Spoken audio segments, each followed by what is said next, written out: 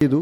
പക്ഷെ ആ പനി മാറിയപ്പോഴാണ് നമുക്ക് മനസ്സിലായത്, ആ പനി മാറുന്നതോടു കൂടി ആ ചൊറിച്ചിൽ ഉള്ള ഭാഗം അല്ലെങ്കിൽ പൊട്ടിയ ഭാഗം, പഴുത്ത് വലിച്ച ഭാഗം, അത് പൂർണ്ണമായിട്ട് ഉണങ്ങി എന്നുള്ളതാണ്. പനി മാറുന്നതും ഇത് ഉണങ്ങുന്നതും ഒരേപോലെയായിരുന്നു.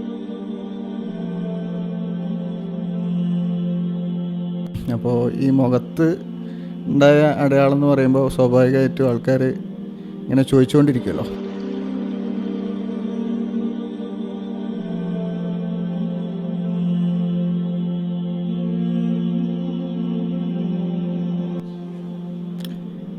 എൻ്റെ മോൾക്ക് 8ാമത്തെ വയസ്സാണ്.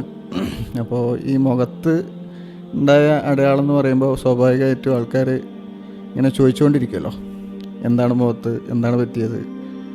പുതിയ അറിയാത്ത ആൾ കണ്ടാൽ പോലും ചോദിക്കും എന്താ പറ്റിയത് എന്നുള്ളത്.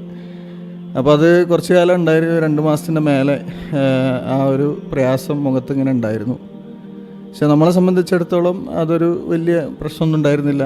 മീൻസ് അക്യുപഞ്ചറിസ്റ്റ് എന്നുള്ള നിലക്ക് നമുക്കറിയാം എന്താണ് ശരീരത്തിൽ നടക്കുന്നത് എന്നുള്ളത്. പക്ഷേ ബാക്കിയുള്ളവരുടെ ചോദ്യം അതിനെ നേരിടുക എന്നുള്ളതായിരുന്നു അതിലൊരു വെല്ലുവിളി. എൻ്റെ മോളെ സംബന്ധിച്ചിടത്തോളമാണെങ്കിലും അതേപോലെ തന്നെയാണ്. കാരണം എന്താ വെച്ചാൽ അവൾക്കും വലിയ പ്രയാസമൊന്നും ഉണ്ടായിരുന്നില്ല. മുഖത്ത് അങ്ങനെ ഒരു പ്രയാസം ഉണ്ട് എങ്കിലും അവളതുമായി ബന്ധപ്പെട്ട എന്തെങ്കിലും വിഷമം പറയുകയോ ഒന്നും ഉണ്ടായിരുന്നില്ല. അവളോട് മാറും എന്ന് പറയുമ്പോൾ അത് മാറിക്കോളും എന്നുള്ള രൂപത്തിൽ തന്നെയാണ് അവരും എടുത്തിട്ടുണ്ടായിരുന്നത്. പക്ഷേ സ്കൂളിലൊക്കെ പോകുമ്പോൾ ടീച്ചേഴ്സ് വരെ ചോദിക്കുമ്പോഴാണ് അവർക്ക് ഈ പ്രയാസം വല്ലാതെ ഫീലാവുന്നത്.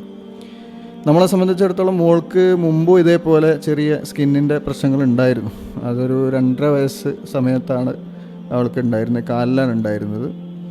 കാലിലുണ്ടായ ഒരു മുട്ട് വരെയുള്ള ഭാഗങ്ങളിൽ സ്കിന്നിങ്ങനെ ചെറുതായിട്ട് ചൊറിയും അതേപോലെ തന്നെ പൊട്ടി ഒലിക്കുന്ന രൂപത്തിലൊക്കെ ഉണ്ടായിരുന്നു. പിന്നീട് നല്ലൊരു പനി വന്നു, ഭയങ്കരമായൊരു പനി വന്നു. ആ പനി വന്ന സമയത്ത് പിന്നെ വീട്ടിലുള്ളവർക്കൊക്കെ പേടിയായി, ഉമ്മാക്കൊക്കെ പ്രത്യേകിച്ച് പേടിയായി. പക്ഷെ നമ്മളെ സംബന്ധിച്ചിടത്തോളം ആ പനി ഒരു അനുഗ്രഹമാണ് എന്ന് കാണുന്നതുമായി ബന്ധപ്പെട്ട് നമ്മളത് വെയിറ്റ് ചെയ്തു.